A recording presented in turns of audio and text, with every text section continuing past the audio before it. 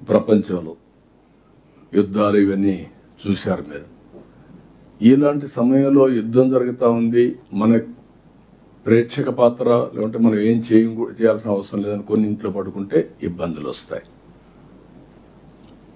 మన ప్రమేయం లేదు, డైరెక్ట్గా మనం యుద్ధంలో లేము. కానీ ఎక్కడ యుద్ధం జరిగినా దాని ఇంపాక్ట్ మన మీద కూడా ఉంటుంది.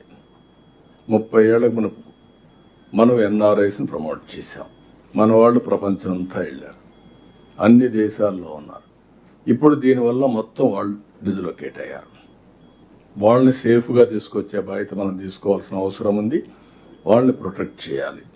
అదే సమయంలో ఈరోజు అక్కడ జరిగితే ఇక్కడ బనానా, ఎగ్ ఇవన్నీ కూడా రేట్లు పడిపోయే పరిస్థితి వస్తున్నాయి. ఇలాంటివి మనం అనలైజ్ చేసుకొని ప్రణాళికలు తయారు చేసుకొని ప్రత్యామ్నాయ మార్కెట్ కోసం కూడా ప్రయత్నం చేయాలి. ఆల్టర్నేటివ్ మార్కెట్స్ ఎస్టాబ్లిష్ చేసుకోవాలి.